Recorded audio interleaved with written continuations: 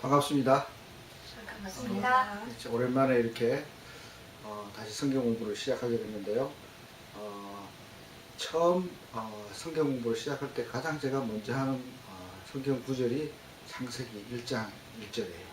왜냐하면 정말 짧은 창세기 1장 1절 말씀이지만 너무나도 중요한 말씀이기 때문에 그렇습니다. 이 창세기 1장 1절은 성경 전체를 믿을 것인지 말 것인지에 대한 결단이 필요한 그런 구절이에요. 우리가 창세기 1장 1절을 믿는다면 성경 전체를 믿을 수 있어요. 그런데 창세기 1장 1절을 못 믿는다면 성경 전체를 우리가 믿을 수 없어요. 그만큼 중요하기 때문에 창세기 1장 1절은 제가 성경 공부를 시작할 때마다 가장 먼저 시작하는 구절입니다. 자, 그러면 시작하기 전에 우리가 한 가지 동영상을 제가 짧은 걸 준비했는데요. 한번 보도록 하겠습니다. In the beginning, God created the heaven and the earth was without form and void, and darkness was upon the face of the deep. And God said, "Let there be light." And there was light. Thus begins the unforgettable adventure of man. The creation of the world out of chaos. The bringing forth of the seas, the firmament, the living creatures. The creation of man from the dust of the earth.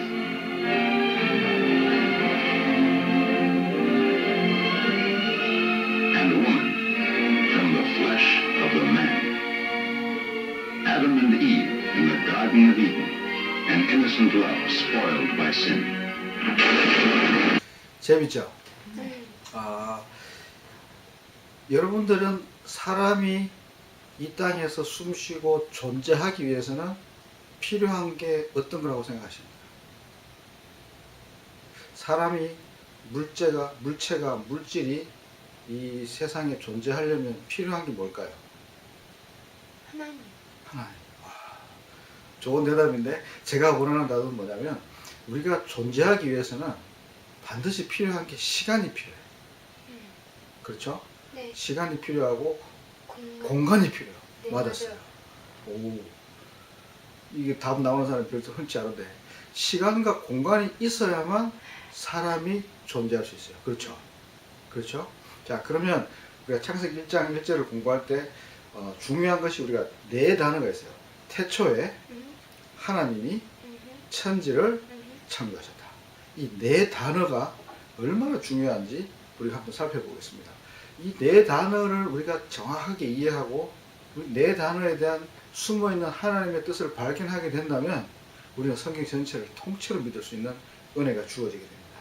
그래서 우리가 어떤 마음가짐으로 그리고 하나님께서 당신을 어떻게 이 네 단어 속에서 우리한테 당신을 드러내셨는지 한번 보겠습니다. 맨 위에 그 화면을 보시면은 그 꼬부랑한 글씨가 쓰여 있죠. 이게 히브리말입니다. 구약은 이 히브리말로 기록이 되어 있는데 이게 뭐냐면 읽을 때 브레시트 이렇게 읽어요. 이 뜻이 뭐냐면 in the beginning, 처음에, 태초에 뭐 이런 뜻이에요. 그러니까 우리가 기원이 시작됐다 이런 뜻으로 말할 때 브레시트라고 읽어요. 그래서 이 하나님이 이 단어가 왜 이렇게 중요하냐면 이 단어가 중요한 이유는 하나님은 영원 속에서 존재하셨고 또 그렇게 하실 것이라는 사실을 여기 단어에 포함이 되어 있어요. 자, 다음 화면을 한번 보겠습니다. 보면은 브레시트라는 말은 시간의 기원. 조금 전에 제가 질문을 드렸죠. 사람이 존재하려면 필요한 게 시간과 공간이에요. 시간을 하나님이 처음에 만드실 때를 지금 창세기에 있는 태초는 브레시트 이거예요. 그러니까 우리가 좀 이따 살펴보겠지만 태초의 태초. 하나님이 존재하시던 그 태초는 이 태초가 아니에요. 이해하시죠? 이 태초는 하나님이 시간과 공간을 만드실 때 이때 태초예요. 이때 이 창세기 1장 1절은 그래서 하나님이 시간을 만드실 시점을 태초라고 표현하는 거예요. 그래서 브레시트 이렇게 합니다. 모든 창조물은 시간과 공간이 없으면 존재할 수 없어요. 그리고 시간을 만드신 하나님께서는 공간을 만드신 하나님께서는 자신이 만드신 시간과 공간의 제약을 받으실 수 없는 분이에요. 그렇죠? 왜냐하면 내가 만든 피조물한테 내가 어떻게 지배를 당할 수 있겠어요. 그래서 하나님 안에서 시간은 우리가 천년 만년 흘렀지만 하나님의 나라에서는 촌각이 될 수 있어요. 그러니까 이거 우리가 이해해야 돼요. 이 브레시트, 이게 참 중요한 말씀이죠. 그래서 사람을 만드시기 전에 하나님께서는 영원이라는 영원 속에서 하나님이 처음 존재하실 때부터 어느 시점에 하나님이 시간과 공간을 딱 만드신 이유가 뭐냐면 인간을 이 땅에 살게 하기 위해서 하나님께서 시간과 공간을 만드시다는 거죠. 얼마나 놀라운 일입니까?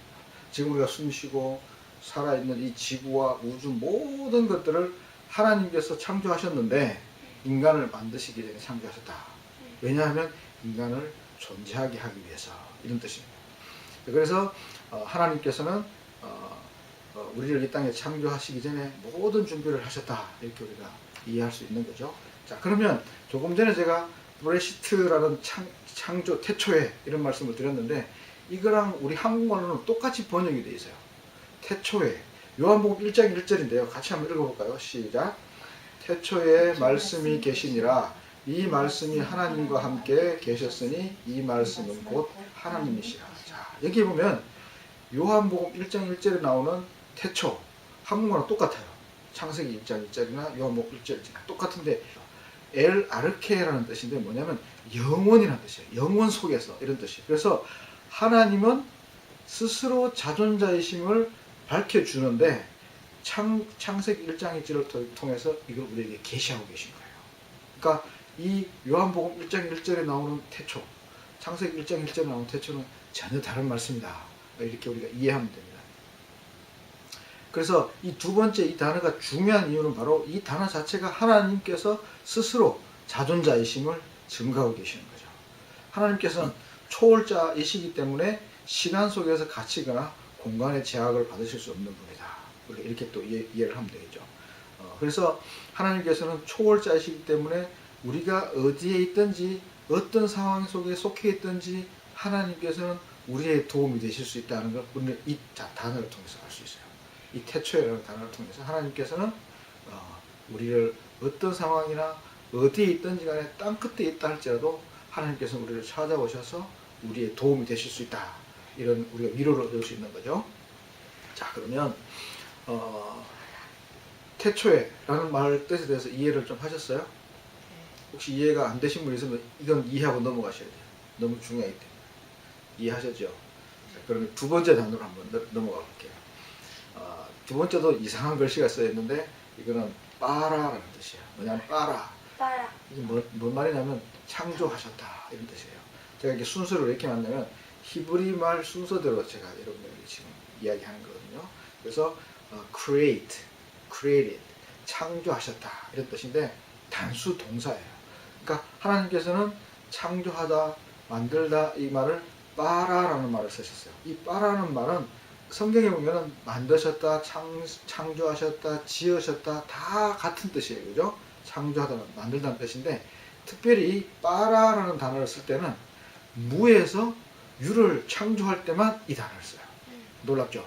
그러니까 우리가 무슨 책을 만들 때는 종이가 있어야 되고, 그렇죠? 이런 거 물질 재료를 가지고 어떤 물건을 만들어내요. 이 말은 이 말을 쓸 수가 없어요. 그래서 이 빠라는 말은 창조하다는 말로서 무에서, nothing에서 something을 만들어내시는 것 같다 할 때는 이 단어를 씁니다. 이 성경에서 모두 44번 이게 사용이 되는데 이 빠라라는 단어는 only 하나님에게만 사용됐어요. 하나님이 아니시고는 이 빠라라는 창조, 만드셨다라는 말을 쓸 수가 없는 거죠. 이해가셨죠? 자, 그러면 우리가 이 빠라는 말을 우리가 이해하셨는데 그 성경에 나오는 몇 가지가 더 있는데 이것들 중에서 몇 개를 제가 추려서 여러분들에게 소개를 해드릴게요. 이 만들다는 말, 영어로는 create, 한국말로는 창조하다, 만들다, 이런 뜻인데 아싸라는 단어가 있어요. 아싸. 이 말은 뭐냐면 이미 있는 재료를 가지고 뭔가를 만들다 할 때는 아싸를 써요. 그러니까 아까 빠라하고는 다르죠. 많이 다르죠. 그래서 창세기 1장 7절을 보면은 하나님이 궁창을 만드사 할 때는 아싸를 썼어요. 왜냐하면 이미 하나님께서는 창세기 1장 1절에 천지를 창조하셨어요. 이 창조하신 게 전체를 요약한 말이 아니에요. 이 창세기 1장 1절부터 창조가 시작되는데 태초에 하나님이 천지를 만드셨다 할 때는 하나님이 시간을 만드시고 지금 공간을 창조하신 거예요. 하늘과 땅을 만든 거예요. 그러니까 무에서 유를 창조하신 거죠. 근데 여기에 보면 이 두 번째부터는 궁창을 만들사, 그 다음에 하나님이 큰 광명체를 만드시고 할 때는 아싸를 썼어요. 이게 뭐냐면 어떤 하나님이 재료를 만들어 놨어요. 이 재료를 가지고 하나님께서 무엇을 만드셨다, 이런 뜻이 되는 거죠. 요 아싸와 빠라의 차이를 이해하시겠죠? 그러면 야차라는 단어가 있어요. 이건 또 이게 성경에서 또 많이 써야 되는데 무엇을 만들 때 아주 섬세하게 만드는 걸 가르쳐요. 그러니까 대충 이렇게 뭐 이렇게 펄으로 빚어서 만드는 거 할 때는 이 말을 쓰지 않아요. 우리가 시계공의 시계를 만들 때 아주 정밀한 부품들이 많이 들어가죠. 그리고 여인들이 아주 예쁜 인형을 만들 때 아주 섬세하게 만들죠. 이런 걸 할 때는 야차라는 단어를 써요. 창세기 2장 7절에 보면은 땅의 흙으로 사람을 지으시고 이렇게 썼어요. 자, 그럼 이게 무슨 말씀이냐면 하나님께서 인간을 만들 때 대충 만드실 수 없어요. 아주 섬세하게 아주 정교하게 만드셨다는 것을 우리에게 이 야차라는 단어를 통해서 우리가 알 수가 있어요. 2장 19절에 보면 흙으로 각종 들짐승을 지으시고 이렇게 나와요. 똑같아요. 하나님께서 흙으로 들짐승을 지을 때도 대충 던져서 만든 것이 아니라 아주 섬세하게 들짐승을 만드셨다, 이렇게 우리가 알 수 있죠. 그 다음으로 필요한 이 만들다, 창조하다 말로는 빠나라는 말이 있어요. 빠나하고 비슷한데요. 빠나는 어떤 무엇을 만들 때 계획대로 순서대로 하나씩 만들어 나가는 것을 말해요. 그러니까 특별히 창세기 2장 22절에서는 여호와 하나님이 갈빗대로 여자를 만드시고, 자, 하나님께서 아담을 창조하시고 혼자 독처하는 게 보기 좋지 않았어요. 그래서 하나님이 여자를 만드시기로 결심을 하시고 제일 먼저 하신 일이 뭐죠? 아담을 잠들게 했죠. 잠들게 했죠. 그리고 그 다음에 뭐 하시죠? 갈빗뼈 하나 싹 뽑아내셨어요. 이게 아마 마취시킨 거죠. 싹 뽑아내셔서 이걸로 뭐 만드셨어요? 여자를 만들었어요. 이런 작업을 하실 때 창세기 2장 22절에서 여호와 하나님이 갈빗대로 여자를 만드시고 이렇게 기록해 놓은 거예요. 참 재밌잖아요. 창조하다 만들다는 말이 성경에 이렇게 다양하게 쓰여진 줄 몰랐죠. 저도 제가 과거에 이 성경 공부를 하면서 1장 1절을 연구하고 또 배우면서 얼마나 놀랐는지 몰라요. 얼마큼 놀랐냐면, 와, 하나님께서 창세기 1장 1절을 통해서 우리가 누군지를 밝혀주시고 거기에 더해서 당신이 누구신지도 우리에게 정확하게 계시를 해놨어요. 이 창세기 1장. 그만큼 중요합니다. 그래서 오늘 여러분들이 이 창세기 1장 1절을 잘 이해하고 믿는다면 이 나머지 성경은 모두 다 믿을 수 있어요. 그리고 다 이해가 될 수 있어요. 그리고 세상 사람들이 뭐 여러 가지 가설들을 말하잖아요. 그런데 창세기 1장 1절 우리가 믿는다면 절대로 흔들리지 않아요. 또 다른 믿음에서도 흔들리지 않습니다. 그만큼 중요합니다. 그래서 이 창세기 1장 1절에 나오는 단어를 지금 배우고 있습니다. 그 다음에 또 한 가지 말씀이 있는데, 이 창세기 1장 27절에 나오는 말씀이 있는데 빠라를 사용했어요. 이건 빠라, 제일 처음 배운 creation. 이렇게 하나님이 천지를 창조하시다 할 때 같은 단어를 썼는데 창세기 1장 27절이에요. 하나님이 자기 형상 곧 하나님의 형상대로 사람을 창조하시되 남자와 여자를 창조하시고, 빠라를 사용했어요. 얼핏 보면 우리가 다른 말을 아싸를 사용해도 될 것 같아요. 왜냐하면 흙으로 사람을 지었었으니까. 근데 하나님께서는 창세기 1장 27절에는 빠라를 사용했어요. 왜 그랬을까요? 우리 인간에게는 특별한 게 하나 있어요. 뭐겠어요? 생명, 맞아요. 오, 생명. 하나님께서는 인간에게 생명을 주셨어요. 루아흐, 이 생기를 불어넣어 주셨다고. 이거는 없던 거예요. 없던 거를 인간을 창조하시면서 이렇게 사실 죽어있는 인간의 몸은 아무것도 아니죠. 흙으로 만들었으니까. 그런데 여기에 생기를 부어 넣음으로써 무엇이 됐습니다? 생명이 되었어요. 그래서 없던 존재가 태어난 거예요. 우리가 육신은 아무것도 아니라는 거죠. 그러니까. 왜냐하면 우리 속에 있는 게 하나님이 정말 창조하신, 따라하신 거예요.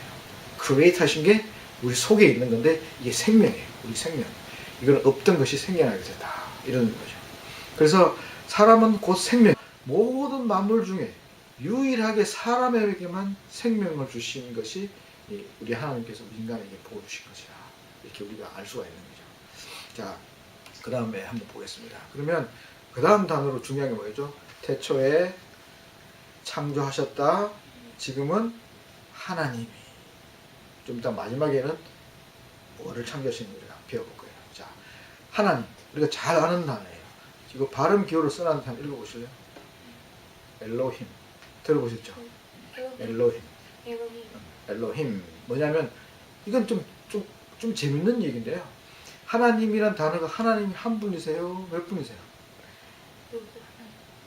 한 분이시죠? 근데 하나님이 천지를 창조하셨다 할 때 이 하나님이 엘로힘은 복수단어예요. 복수예요. 여러 명을 일컬 때 엘로힘 이렇게 부르고 하나님 한 분을 강조할 때는 엘로아흐라고 써요.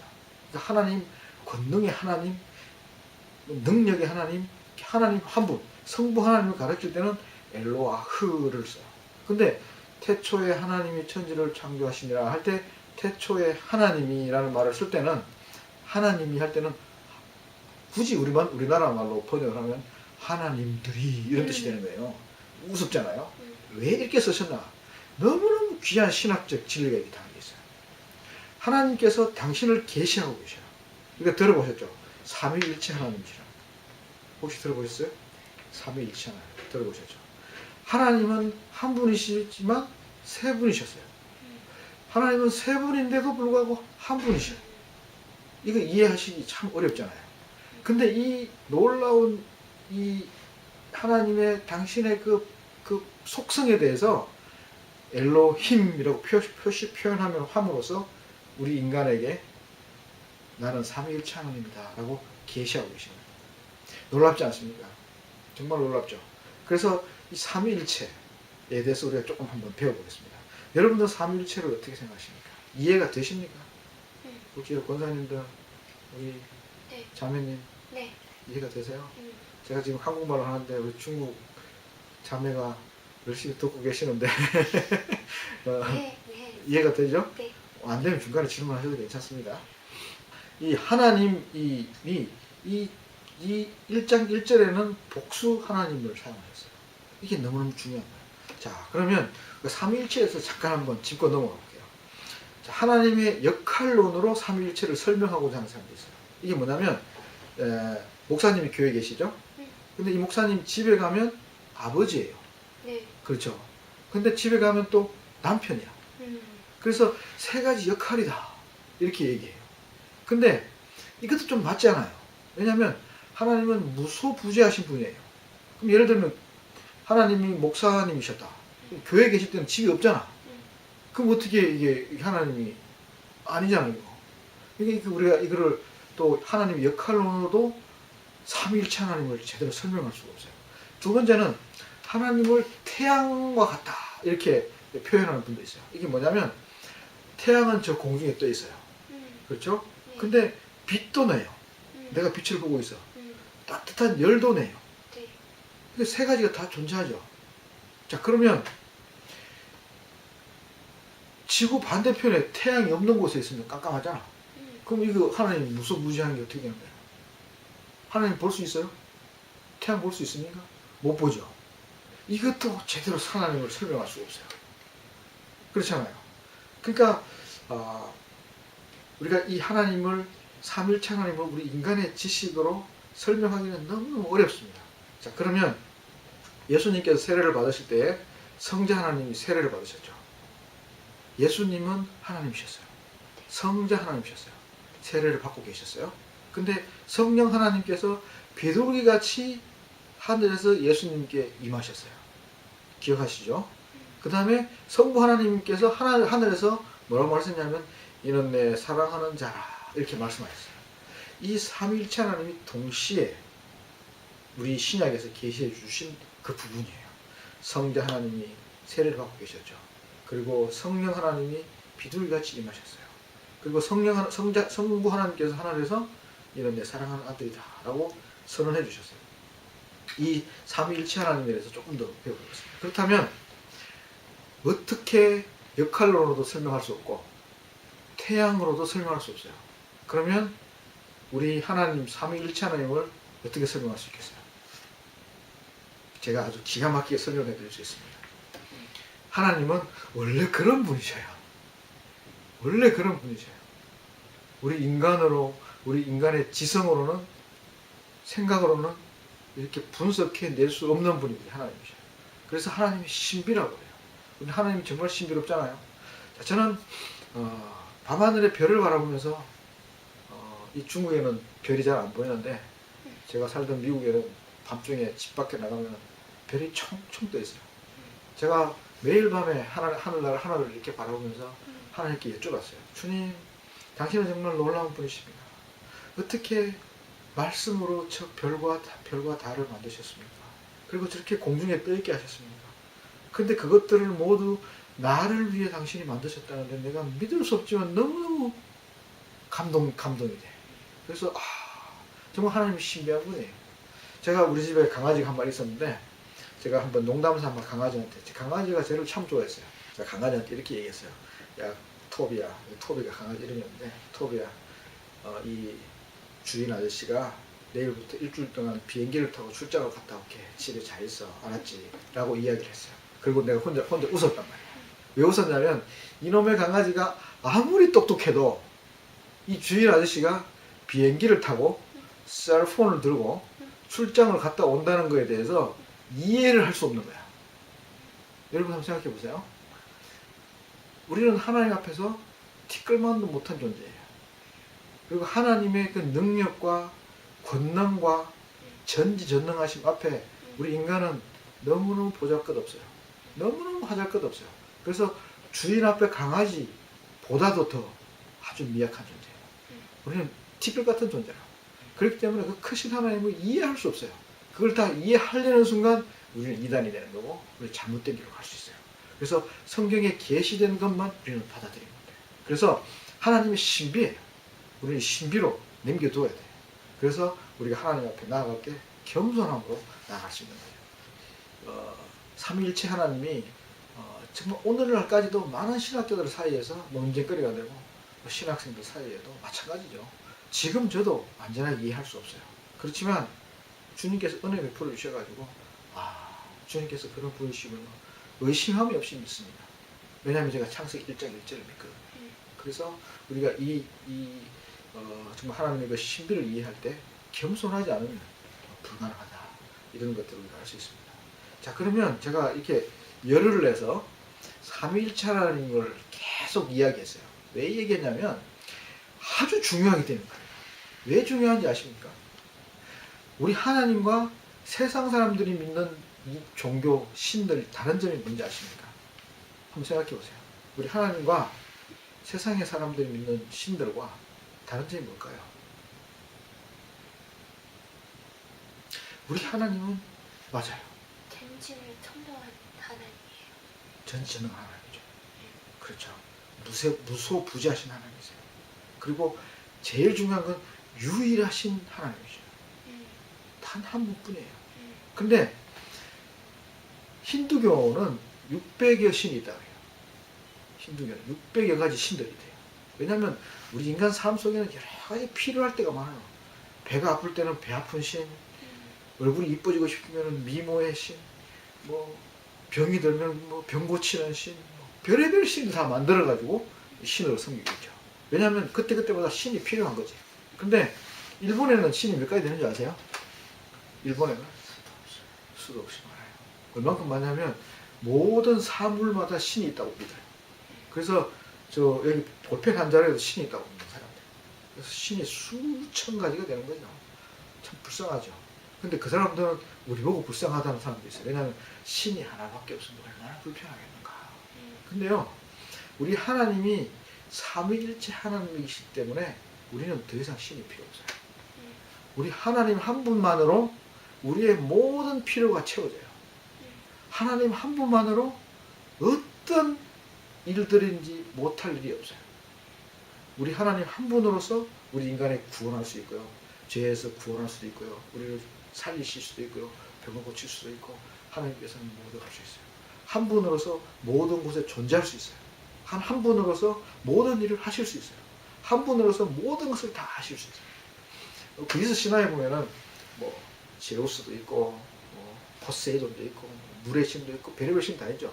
우리에게는 그런 신들이 필요 없다. 오직 한 분, 하나님 한 분만 있으면 엘로힘 삼일체 하나님만 계시면 우리는 모든 필요가 충족이 된다. 알 수 있죠. 그래서 이 삼위일체 하나님이 중요한 거예요. 우리가 세상 사람들, 세상에서 믿는 종교들이 믿는 신 모두 가짜인데 다 자기들이 만들어낸 신이잖아요. 그렇죠. 우리 하나님께서는 스스로 존재하시고 영원 전부터 시간이 생겨나기 전부터 태초 이전부터 계셨던 분, 그리고 그 하나님이 우리 하나님이고 그 하나님이 우리 아버지 하나님이고 그 하나님이 우리 보호자가 되신다는 사실, 이거를 우리 하나님께서는 창세기 1장 1절 네 단어를 통해서 우리에게 계시해주고 계신 거예요. 얼마나 놀랍습니까? 자, 그러면 천지라는 말. 천지가 뭐냐면 하늘과 땅이다 이런 뜻이죠. 이걸 영어로 번역하면 the heavens라고 번역해요. 그러니까 공간들, 하늘들이라고 표현할 수 있고요. 그리고 지구, 땅, 천지, TNG 할 때 D 해놓을 때는 땅, 지구 이런 뜻이에요. 흙을 말로 만들어요. 그러니까 하나님께서 태초에 천지를 창조하신 거예요. 그러니까 이 없던 거를 있게 만든 거예요. 그러니까 딱 만들어 놓고 보니까 뭐 땅이 공하고 막 혼돈하고 막 이랬죠. 그 다음부터 하나님께서 여러 가지를 만드시기 시작하시는데 이 재료들을 만드신 거예요, 지금. 이 막 거대한 막 물렁물렁한 뭔지 모르겠어요. 그런 물질들을 하나님 만드신 거예요.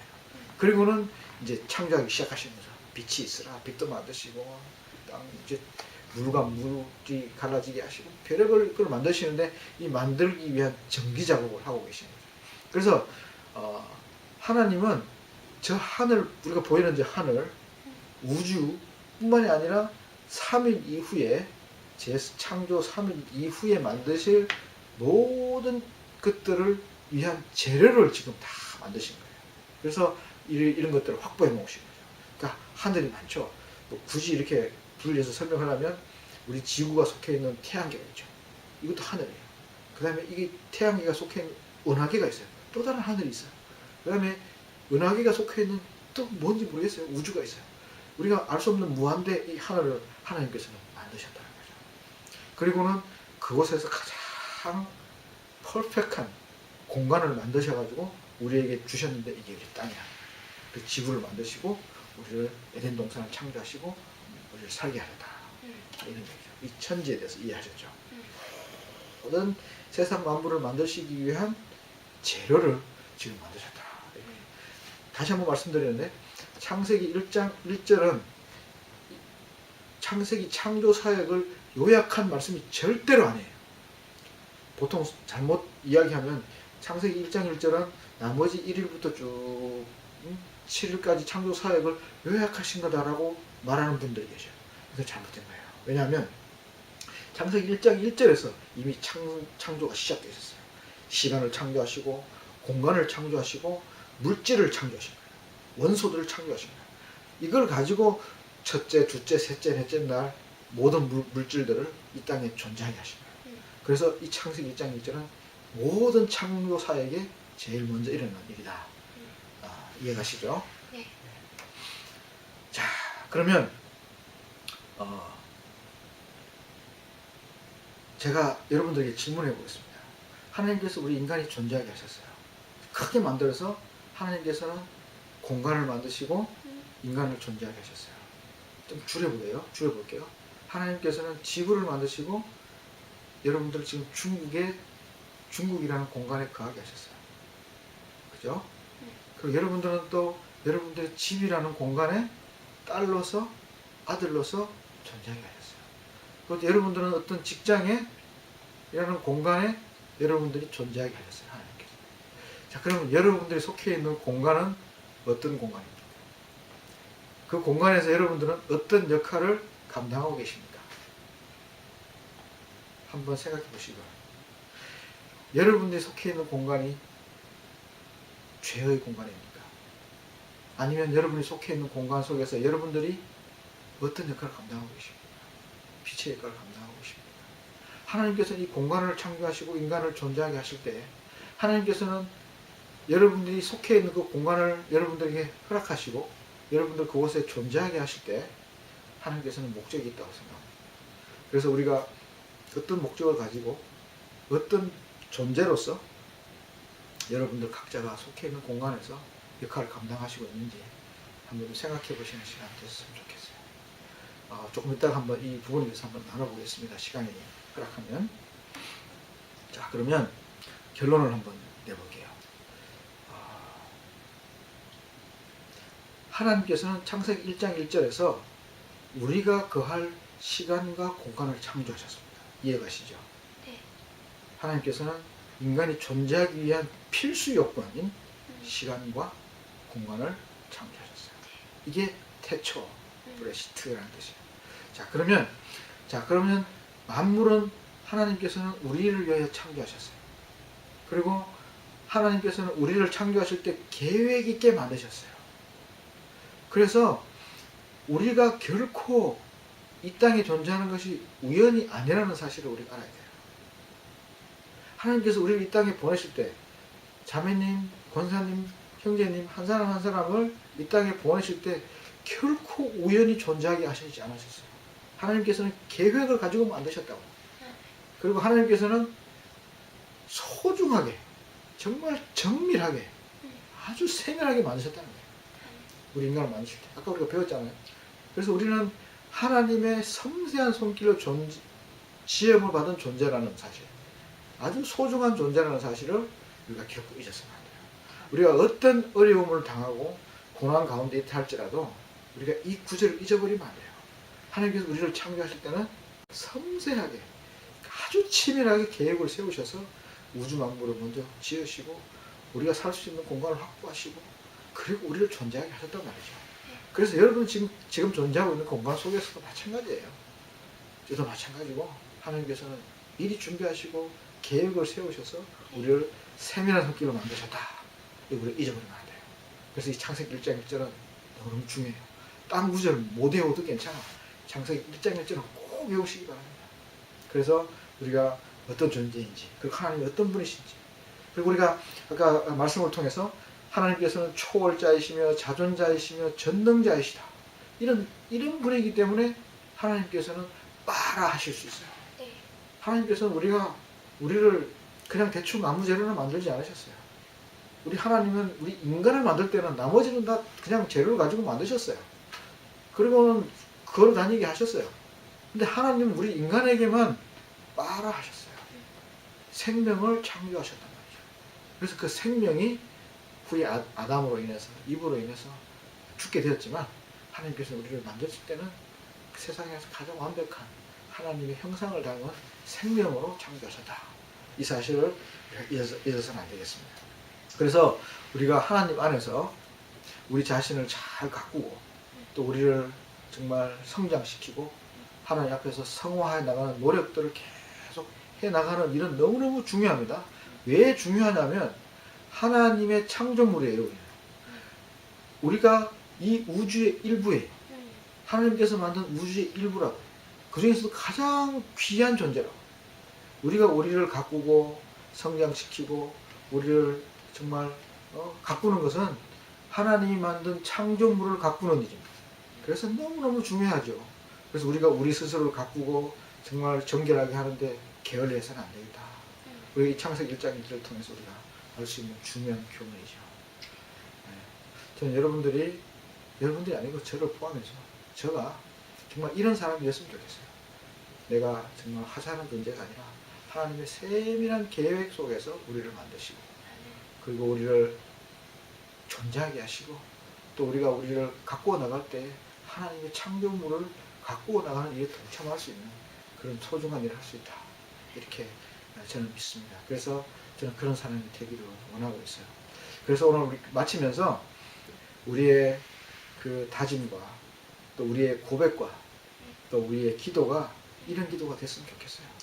그래서 하나님 안에서 우리가 내 인생의 주인으로 삼고 또 하나님이 우리의 인생 항로가 되고 사공이 되셔서 우리를 인도하시는데 우리가 거부하지 않고 겸손한 마음으로 하나님을 따라간다면 우리의 인생은 하나님께서 창조하신 그 목적대로 그 목적지에 잘 가리라고 저는 믿습니다. 그래서 우리가 주님 안에서 그런 길을 함께 격려하면서 갈 수 있게 되기를 바랍니다.